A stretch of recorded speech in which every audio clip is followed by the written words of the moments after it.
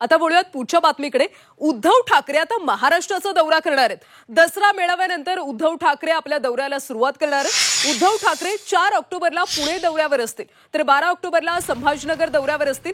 आगामी स्थानिक स्वराज्य संस्था निवडणुकांच्या पार्श्वभूमीवर उद्धव ठाकरे यांच्या दौऱ्यांची सुरुवात होणार आहे। 2 ऑक्टोबर रोजी दसरा मेळावा झाल्यानंतर ते पुणे दौरा करणार आहेत आणि त्यानंतर 12 ऑक्टोबर रोजी ते संभाजीनगरला जाणार आहेत, ज्यामुळे त्यांच्या राजकीय दौऱ्याला सुरुवात होणार असल्याची माहिती संजय राऊत यांनी दिली।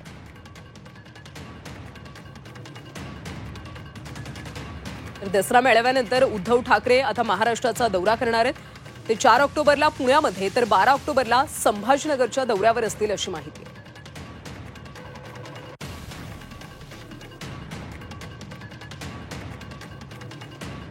त्यामुळे या दौऱ्याचा स्थानिक स्वराज्य संस्थांच्या निवडणुकीसाठी कसा फायदा होईल हे पाहावं लागेल।